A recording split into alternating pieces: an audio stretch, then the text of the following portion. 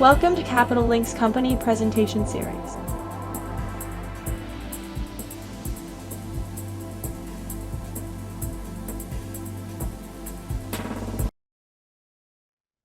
I'm Nicholas Borners of Capital Link, and I would like to welcome you to the 2025 Capital Link company presentation series. In this series, company management highlights the company's current operations, business development, strategy, growth prospects, and sector outlook. We are privileged to have with us today the senior management of Navigator Gas, namely Mr.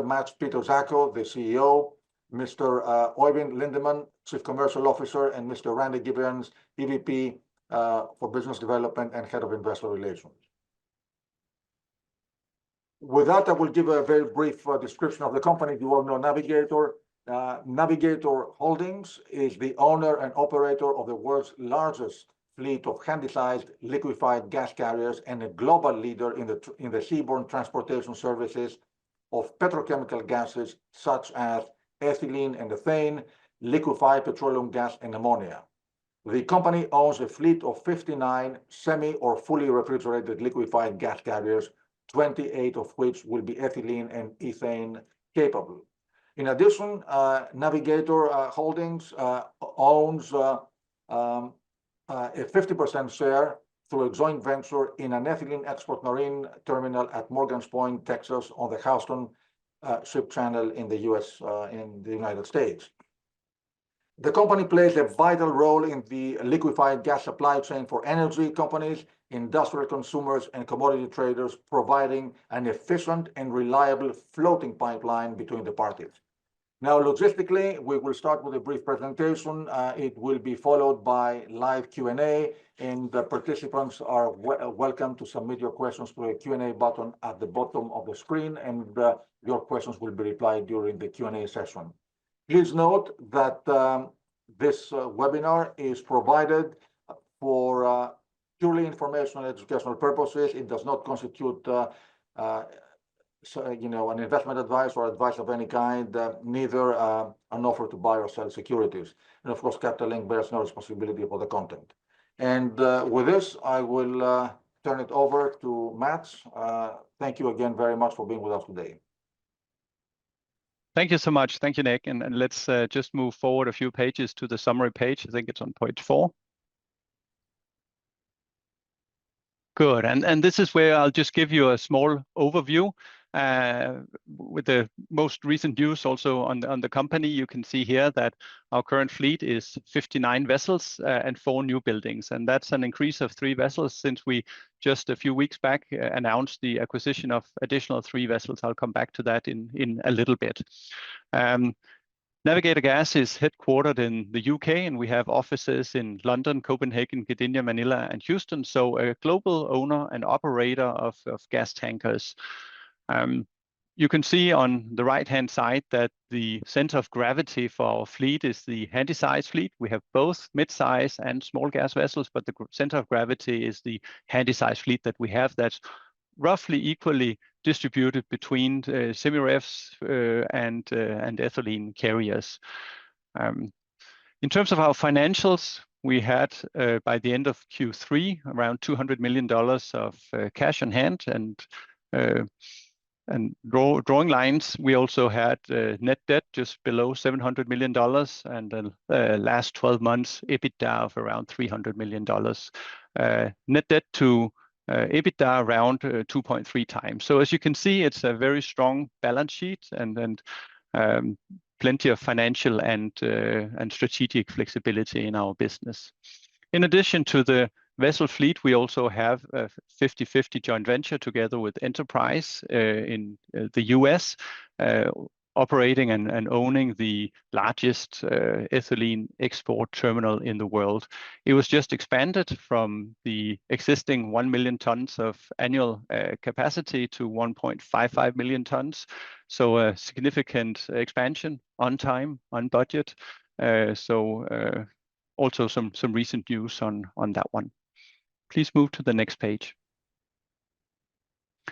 If you go over our history here, you'll see that we have more than 25 years of history. Actually, this year we'll be celebrating the delivery of our first vessel, the Navigator Mars, in March of 2000. The company listed in 2013, and we've seen continuous growth in the meantime with the building of mid-size vessels, with the Ultra Gas merger in 2021. We announced our capital return policy and share buybacks in 2023, something we followed up with additional dividends and share buybacks in 2024, which we aim to continue. We also been preparing for the future in 2024 with ordering 4 ethylene MGCs to support our terminal expansion. And then we also bought 3 experienced ladies, 3 ethylene carriers, handysize, to fill the gap in the meantime, so that we have ample capacity to service the now expanded terminal. Please move to the next page. This is just a quick overview of the products that are being transported currently, and also a little look into the future by Navigator Gas. We transport LPG, petchems, ammonia. So this is for energy, for consumer products, and for fertilizer and food production. All of these commodities and the transportation of these are growing with the world population, with global GDP, and not least the US president's resolve to grow the US economy, and growing also the or reducing the US energy production cost, which will lead to more export of energy from the US. CO2 is in the drawing. We have not committed any capital to that. We will be ready though when that market develops, as we will be also looking out for opportunities in further opportunities in ammonia down the line. But we will watch it, and we'll use the same astute approach to deploying our capital as we've done in the past. Please move to the next page.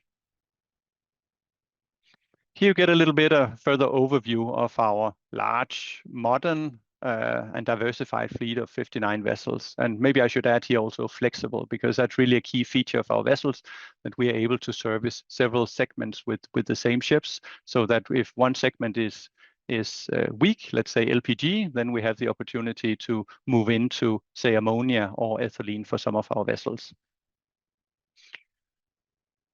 We have 59 vessels, not counting the 4 that are on order right now. To the right, you can see our customers. They are the largest, most demanding, the most credit-worthy, and also the stickiest customers around. We're very pleased with this range of global players as our customers. When you look at our fleet, you can see that just about half of our fleet is ethylene capable, and these are the most versatile and attractive gas carriers that are around. We have a good distribution of vessel ages and also sizes. So versatility and flexibility, I think, is the key word here when looking at our fleet. Please move to the next page. Our corporate governance is top 3 amongst 64 listed shipping companies as rated by Weber. We're quite proud of that rating because it shows that we have amongst the best corporate governances amongst the listed shipping companies. It also shows on this page that we are committed to making our vessels more energy efficient by emitting less CO2 and also making more money for us. And we think that the investment into energy efficiency is probably the investment we can do with the shortest payback. We also committed to building an engaged and resilient organization, which is laser focused on delivering strong business performance. Please move to the next one. I'll spare you the details here of our third quarter results. I encourage you to have a look at it at your leisure when reviewing the presentation later on. Q3 was a robust quarter, and we look forward to sharing our Q4 results in due course. With that, I'll pass it on to Oeyvind to go over some of our commercial aspects.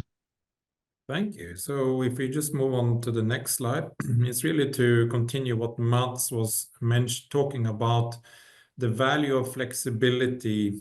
So our vessels are quite complex. So we tried to put that in a sort of a dumbed down diagram to the top right. It is a complex process to deal with the pressures and temperatures of different cargoes, all the way from ambient to minus 104 degrees Celsius, which I believe is minus 155 Fahrenheit. So it's a big spectrum, and the ships and crew and onshore personnel needs to know how to deal with that, and we do. And it's really the interface between these different markets, these different cargoes, the supply-demand dynamics that are different for these three segments, LPG, petrochemicals, and ammonia, and also the interplay between our 50/50 expanded ethylene terminal in the Houston Ship Channel. So if you look at on a graphical way on the next slide, it shows the earnings days mix we have across those 56 to shortly be 59 vessels. And you can see that the petrochemicals, which constitutes 50% and growing of the cargoes where we derive our earnings from, and increasing. LPG is 1/3, and we have ammonia at 16%. So ammonia, different drivers. So that is today, it's an input to fertilizer production, food production, agriculture, growing with the world population. So that has robust demand. LPG is a cleaner form of energy, chiefly coming from the US and Middle East and other hydrocarbon producing areas. And then, of course, petrochemicals, which is very powerful, very cheap, very attractive, coming from the US. So that is ethane and ethylene. And that is competitively priced in the US, and the world wants it, needs it, and it's very attracted to it. So that is growing. So if we look at the next page, you can see here of 2024, this is Navigators. Where did our revenues, where was it generated from? And to the point of petrochemicals in particular, almost 60% of everything we do originates from North America, chiefly United States. That is the green part on the left-hand side, almost 60% and growing. And you can see where those cargoes are going to. And 60% of that is going to Asia, but quite a fair chunk going to other places in the world, also including Europe. So Europe, we can talk about that in the Q&A session perhaps, but they are, of course, very attracted to cheap, competitively priced ethane and ethylene, which we service and we connect it to continents. Watch this space. On the next slide, we have ethylene specific. So zooming in on North America and our ethylene terminal. On the left-hand slide is the volumes of ethylene being exported from the US. And the lines, the yellow line is the percentage of that going to Far East via the Panama Canal. And that yellow line is increasing, and that is good for shipping. It's good positive for Navigator Gas because the voyages are very long, takes out capacity of the already or to be consolidated segment that we are in. So the higher the percentage to Asia, and the tighter the markets are. And that is on the way up recently. Although our ships can carry a whole host of grades, we are very apt to change between the grades depending on the market conditions. So on the shipping side, we generally go where the markets are the best. And at the moment, ethane attracts the higher freight rates, primarily to Asian and European customers. And as you can see on the right-hand slide, this is the proportion of our ethane capable fleet, those 26 ships that Mats mentioned. they are primarily on the spot market trading ethane because it pays the most. But ethylene is also a large part of it. If you look at the next slide, it's the supply picture of the gas carrier ships that are on the water and also in the new build and the order books. We have our largest market share in the handysize gas carrier, which is the dotted mark there. And the order book is very low. It's 8%, and that is very manageable over the next medium term. We put in some new buildings in the slightly larger size because of economies of scale and so forth. But the supply side looks quite attractive in the handy gas segment, which makes us comfortable and confident of the rate environment going forward. If you look at the rate environment on the next slide, we can see historics and what it is at the minute, quoted by Clarksons. So this is the latest. They publish this every week. And what is important to look at is the green and the bold dark blue. So that is the 95% of the vessels we own are within those indexes. And the ethylene, which is the green one, has gone up dramatically lately, supported by ethylene from the US and ethane from the US. On the dark blue one, that is the semi-refrigerated, that is also trickling up. So that is healthy for our broad fleet earnings. And some of these other segments, the very large gas carriers and small gas carriers and so forth, have taken a little correction lately, but not the majority of our ships. And that goes to the main point that Mats was mentioning, the versatility, our ability to flex between different cargoes, different trades. So I think that I'll leave you with that impression. And then Randy, over to you. Thank you, Oeyvind. So touching on that last slide that Oeyvind was just on, seeing the rates going up and to the right, you'll see our EBITDA and our time charter equivalents following suit. So if you go to the next slide, you'll see here in recent years, our average time charter equivalent rate has continued to grow. 2018 to 2019, every year thereafter, we're close to $29,000 a day for the full year throughout 2024. Meanwhile, our cash break-even has stayed in the same range, $19,000, $20,000 per day, and that is all-inclusive. That includes obviously the OPEX, but also all of the cash in terms of debt amortization and interest payments. So we expect that to stay even, if not tick down, whereas our TCE rates remain elevated. So that large spread means we are very profitable. If you go to the next slide, you'll see that in our EBITDA growth over the last few years, continuing that up and to the right theme. You can see here pretty much our 2021 numbers were around $30 million, 22 that stepped up to mid 50s, 23, high 60s, 70s, and now 24, we're in that mid 70s on a run rate basis. 3Q, they did have a seasonal step down, but we already guided that 4Q should be better than those levels for the fourth quarter of 2024. In terms of EBITDA growth, every $1,000 a day in our average TCE adds $18 to $19 million directly to EBITDA and to our bottom line.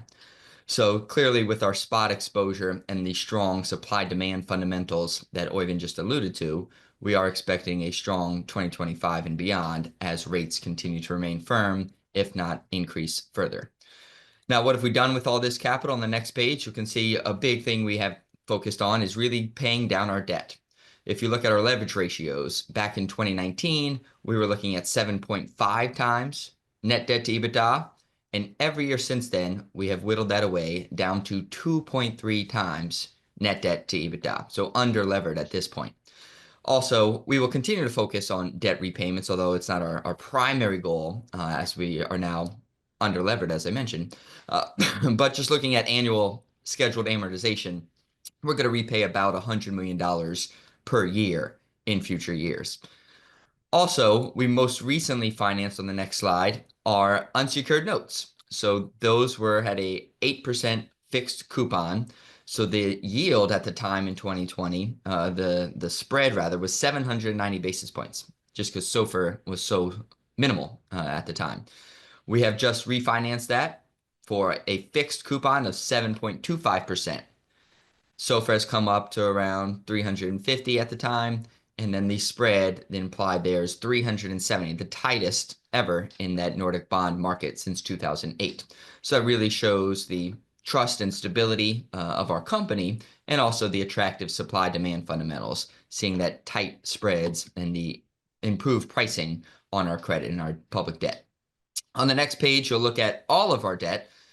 And now that we have completed a few refinancings in 2024, inclusive of those unsecured notes, we only have one remaining refinancing that's going to be done here in the coming months, February, March timeframe most likely.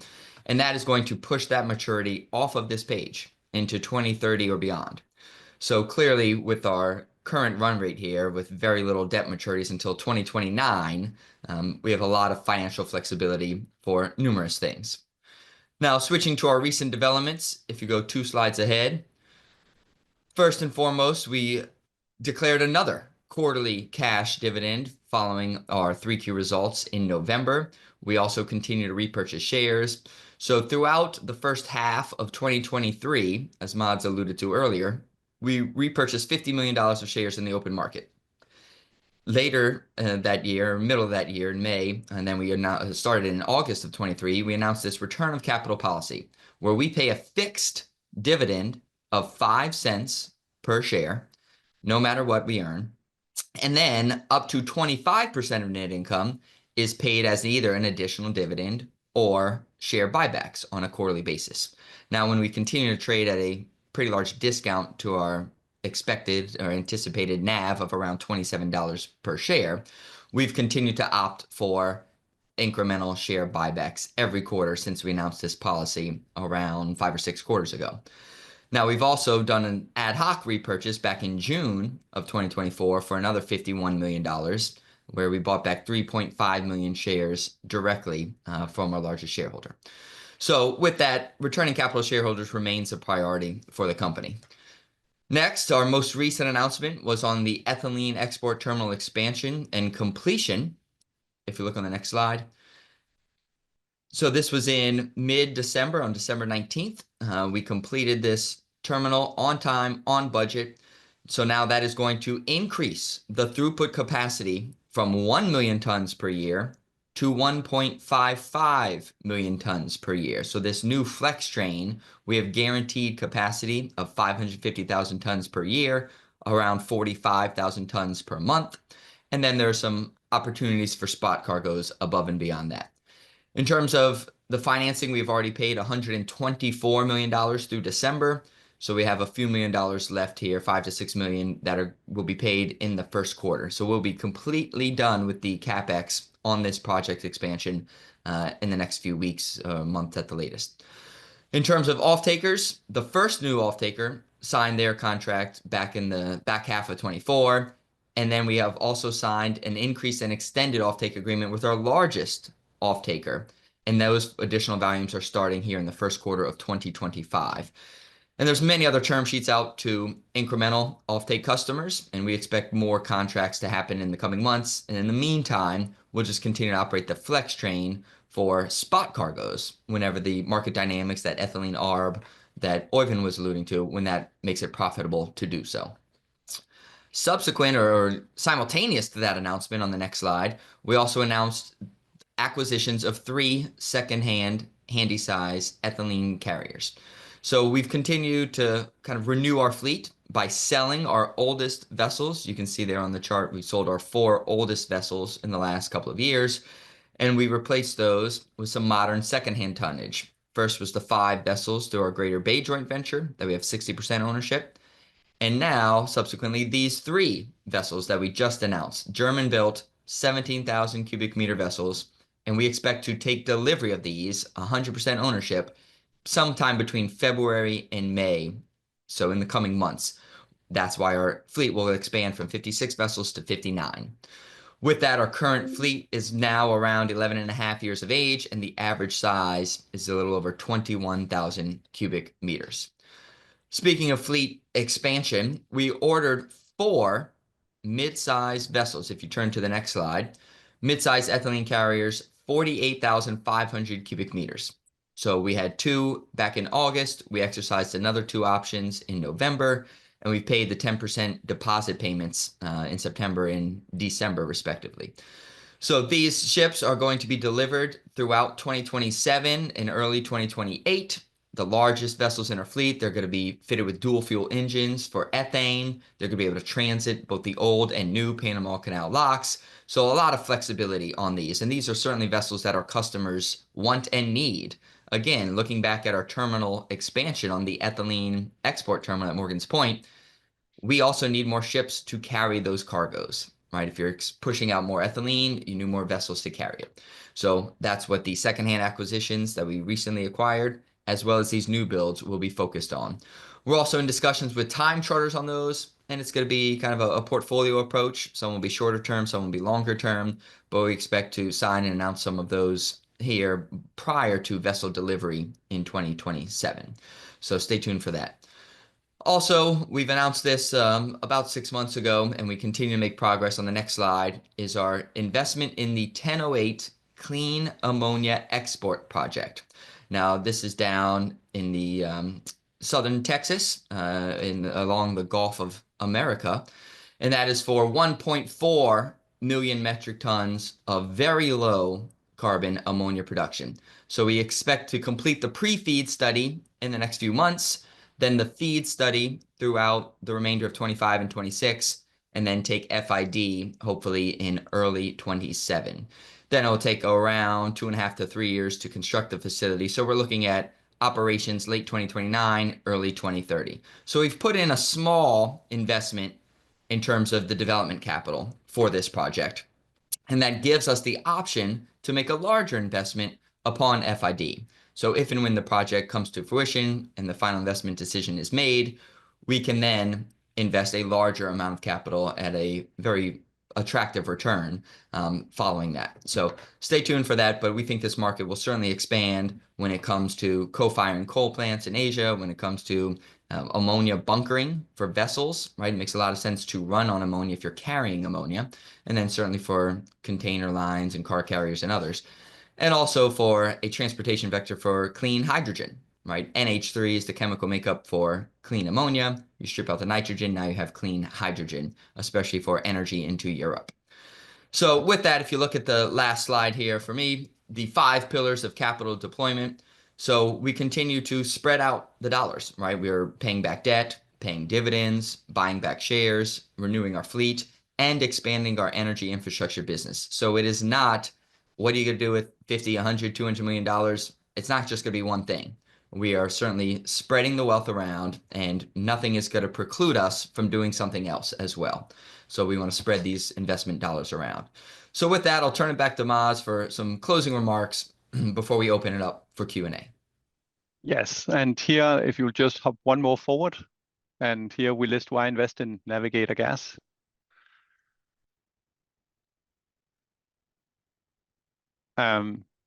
Yes. So here, let's just dwell for a couple of seconds on the main business case and for investing into Navigator Gas. If you look at our balance sheet, around $200 million of cash, and that means that we have the financial and strategic flexibility. We have completed the terminal expansion last year, and that means that we'll go from a situation where we deployed capital into the construction to now where we will be earning the revenue and generating the earnings and having no more investments to be made. So from cash flow negative to cash flow positive, which you'll see in our earnings this year. We have a strong market position, and we have a diverse cargo mix. That means that we have the foundation, you could say, for robust earnings going into 25 and onwards. Our TCE has gradually improved into 2024, being more than 10% higher than same period the year before, and we expect that there will be more potential to come here. We have a pretty nice wedge between the cost and the current TCE rates that generates very robust cash flows for us. Having just 2.3 times net debt to EBITDA means that we probably don't have to delever any more than we have right now. I mean, from my perspective, I think having a little bit more debt than we have currently on our balance sheet would probably be a good thing. We have very good access to financing at this point in time. We saw that from the bond issuance, but also from the refinancing we've done of our banking facilities. We are right now securing the lowest margins that we have in the history of Navigator. But our financing need is not very large. We have one financing this year, and then we are pretty much set for the next 4 years. Today, we have plenty of not unlevered assets. You can say we don't have any financing on our terminal, and we also have 13 vessels that are unencumbered. So plenty of opportunities should we decide to put more debt on the balance sheet.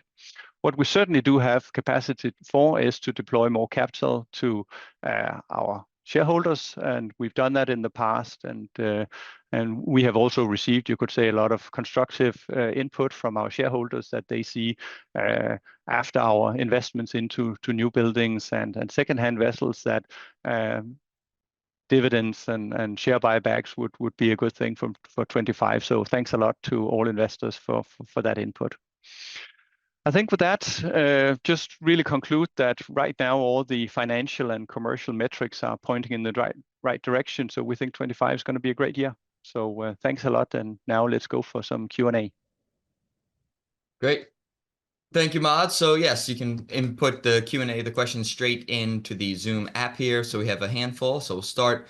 Same question, worded about 4 or 5 different ways here. So a new administration came in case you missed it yesterday, the inauguration of President Trump, a new administration. How will that affect in terms of his policies? Drill, baby, drill, maybe tariffs, trade tensions, potentially with China. So there's some puts and takes there, but how does that affect Navigator's operations in the coming years? Yeah, clearly this is really, really early days, and new President Trump will have plenty of, you could say, initiatives going in many directions. But it was made very, very clear yesterday that the strategic importance of being a low-cost producer of energy in the US is top on the agenda. And undoubtedly, that's a positive thing for Navigator Gas. I mean, as Oeyvind just showed you, almost 60% of our transportation or our cargo loadings are taking place in North America, and most of it down in Texas. So the more production of natural gas liquids in the US, the more product for export will be available and at very attractive prices. So that will open the arbitrage that will allow earnings and transportation on board the Navigator vessels. So by and large, this is very, very positive for our business. When it comes to topics like trade friction, it's very early days, and it's very difficult for us to assess exactly how that's going to go. You could argue on one hand that it would be a good way for China to balance the import-export between US and China by importing more energy. Probably agriculture and energy would be the easiest ways for China to import more from the US. So that would be the constructive and positive approach. But of course, there's also the risk that there will be friction in terms of retaliations, tariffs between the countries. And we haven't seen that before in the majority of the cargoes or types that we are transporting, but we cannot rule that out. So we'll be, of course, watching this development very carefully. But all in all, I think it's very positive for us that there's such a focus on producing cheap energy in the US. Okay. Great. All right. In recent quarters and years, there's been a lot of focus on the Panama Canal as well as the Red Sea with the Houthi rebels and the attacks over there. So what impact, if any, do you anticipate with the Panama Canal now basically reopened, as well as the Suez Canal with the recent ceasefire contracts? Sure. Maybe, Oeyvind, if you can just give your thoughts to this, please. Yeah, our chosen segment, handysize, we traditionally, historically gone through the old Panama lock. So when you had this issue with water levels and congestion in the new locks, then it didn't affect us. In actual sense, it's a positive because we can guarantee quicker logistics, reliable deliveries, and so forth by going through the old locks at Panama compared to others who cannot. So I think for us, Panama is the gateway to Asia, and I think we will continue to go through there. If everybody is forced to go via Cape and so forth to reach Asian shores, well, that is an added bonus on top of that. But for us, Panama, we've gone through there regularly, and we will continue to go through there regularly because of our ship sizes. Our new buildings are maximized in beam and size in order to go through the old locks. So we will continue with that flexibility, which our customers value. In terms of Suez, our trades do not go through the Suez Canal that much unless there is Europe, Asia, Europe trades in petrochemicals, propylene, butadiene. It's a minor trade for us.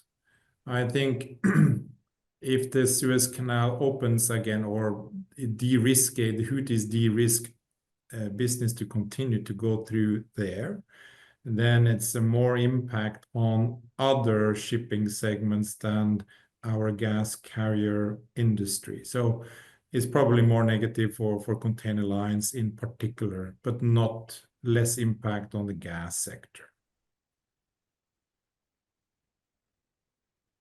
Okay, thank you. Next question on the order book. So two things here.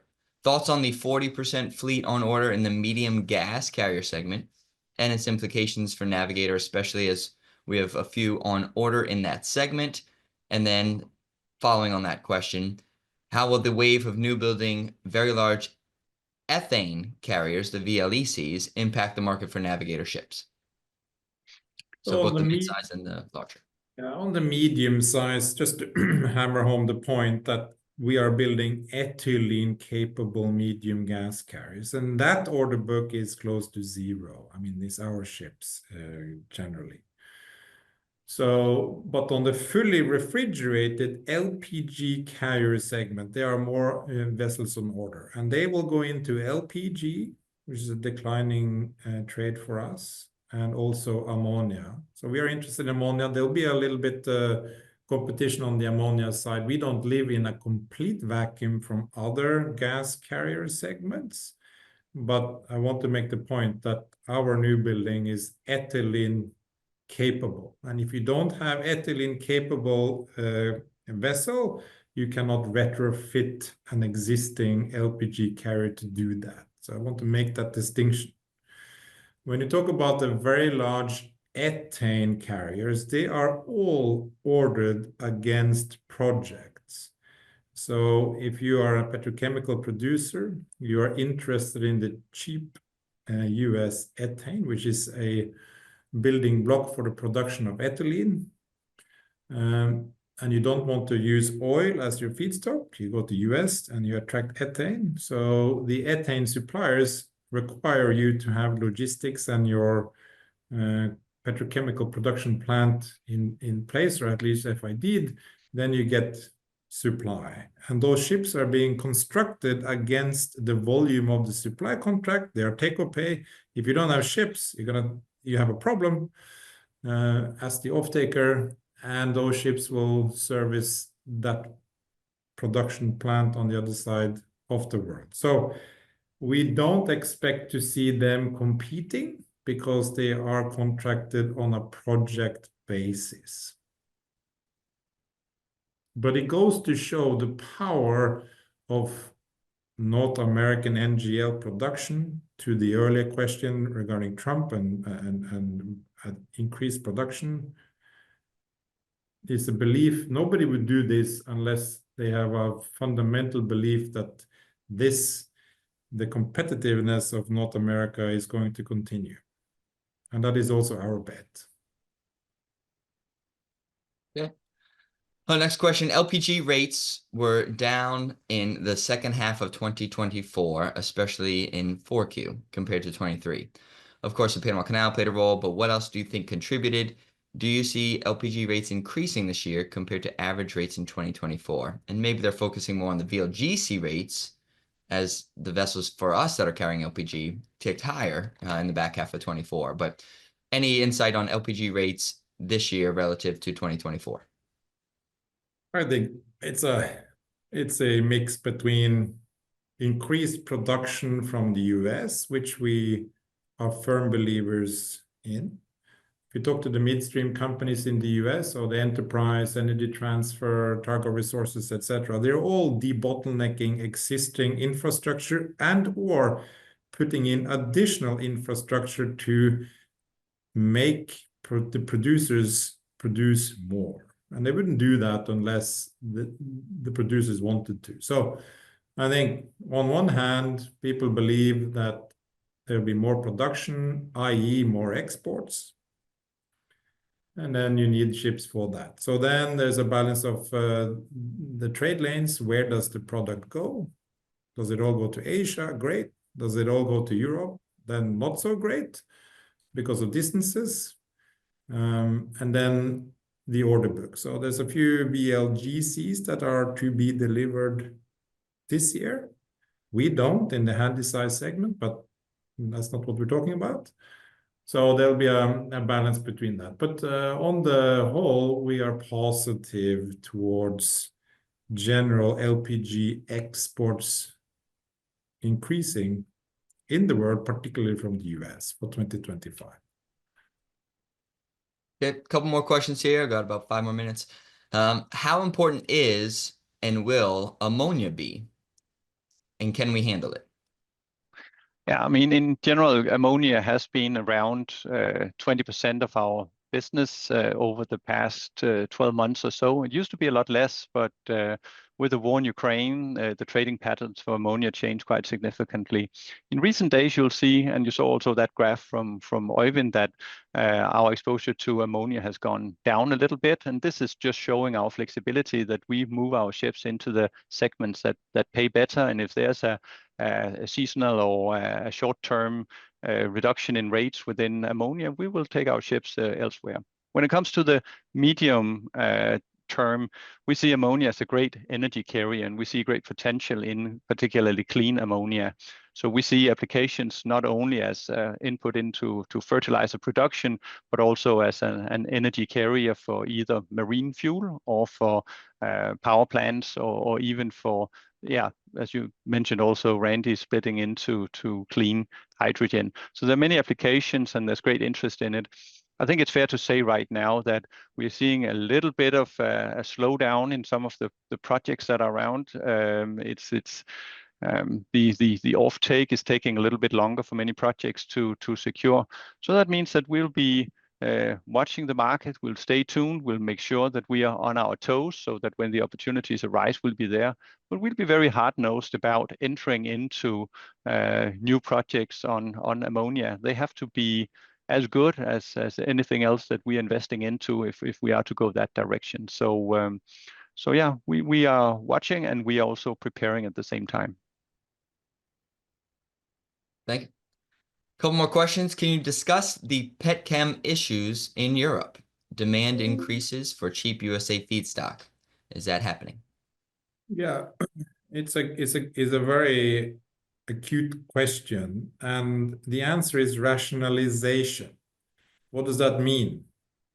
It means that European demand is lackluster. However, there is demand, but their production of what they need in terms of petrochemicals is very old. So it's not efficient, and it's running on oil, naphtha, which is expensive today. So that combination makes the European producers uncompetitive unless they look across the Atlantic to America and sources the products from there. Whether that is ethane and then they produce ethylene, we'll ship it. Whether they buy ethylene and then they produce polymers, we'll ship that. So it's all under the umbrella of rationalization. And you see that from various announcements starting to pop up last year, and we expect to see that more 2025 going forward, that people are closing old production plants and then swapping out, buying the liquids from the US. And that is great for Navigator. Thank you. Looks like 3 more questions. Congrats on completing the ethylene terminal expansion. What is the expected timeline for the terminal to ramp to the full throughput, 1.55 million tons annually? So yeah, I guess I'll take that. On the existing terminal, 1 million tons divided by 12 is about 85,000 tons per month. The new expansion is 550,000 tons, so another 45,000 tons per month. So the new goal, the new max kind of throughput capacity is 130,000 tons per month. Now, we won't hit that in the near term for a few reasons. One, the ethylene arb is relatively closed relative to ethane especially, so that has been pushing more vessels to carry ethane. So vessel availability is limited, but also when you see the ethylene arbs being relatively tight, that trade flows for spot cargoes aren't fully there. And right now, we don't have all, more than any of a majority of the new train capacity for take-or-pay contracts for offtake. We expect to sign additional ones in the coming months, but in the near term, we are operating in kind of the spot market for the additional cargoes. So until the ethylene arb widens, we won't really get a lot of those spot cargoes flowing. So first quarter will not be near the 130,000 ton per month level, but hopefully second quarter, third quarter, and beyond, we will ramp up that. But operationally, it is fully operational. The terminal has already chilled ethylene and added it to our storage tank, but it's not at the 130,000 ton per month level currently. Next question on the joint venture. You have 40% or 60% rather ownership of the joint venture with Greater Bay. Is there value in acquiring the remaining 40%? I mean, there could be.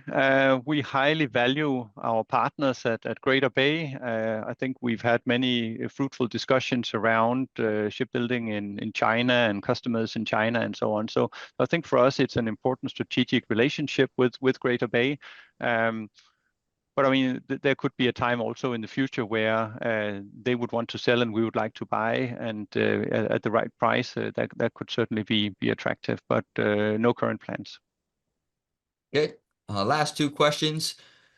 Is our industry a cyclical business? And if so, where in the cycle are we currently at? It depends. I mean, we are definitely not cyclical if you compare us to the VLGC market or some of the other tramp shipping markets. I think if you look at our top line or our EBITDA generation, that it has been quite steadily increasing pretty much since 2019. I don't think you can apply a traditional cyclical approach and say, we'll swing with global GDP or similar. I think you need to look at the supply-demand balance, where you look at the supply, where there are very few vessels on order in our segments, and at the same time, you see natural gas liquids production in North America in particular is scheduled to grow within the next year and the year after. So I think with those fundamentals, you could say whether we are early cycle or mid cycle. I'm not sure I would use those terms for the direction right now. I'd just really focus on the fundamentals in supply and demand if you are to make a view on how our profitability can develop over time. Perfect. All right, last question here. Sounds like free cash flow should increase substantially in 2025 now that the terminal expansion has been completed. What will the primary uses of cash be this year? It is true that we have completed the investments into the terminal and also done vessel acquisitions. So last year was an investment cash flow intensive year. What's in store for this? I mean, you'll have to wait and see. But as I said before, we've gotten some very interesting input from our investors around deployment of capital. So let's just leave it at that and say that we'll come back and we'll keep you posted during the year as we figure out how to deploy our capital. As I said before, also I don't think there's a need for us to pay down more debt. So there is opportunity for using that capital elsewhere. Great. That completes our Q&A, and I think our time is up on the 45 minutes. And also, it's snowing here in Houston, and my kids are pounding on the door. So I need to get outside. But thank you again for that. If you have any follow-up questions, feel free to reach out to any of us, but myself, randy.givens@navigatorgas.com. Happy to answer any more questions you may have. And stay tuned for our fourth quarter earnings results that will be in mid-March. Thank you again, and looking forward to speaking soon. Thank you, Randy. Mats and Oeyvind and Randy, thank you very much for sharing your insight. Great presentation, terrific discussion, an avalanche of questions indicative of the interest in the sector and Navigator Gas. So privileged to have you with us, and I forgot to mention as a disclosure that we have the privilege to work with you on investor relations, so we're delighted to be able to host this presentation, which will be available upon demand on the capitallinkwebinars.com website and also on YouTube. Thank you very much. Thank you. Thank you, Thank Nicholas. you.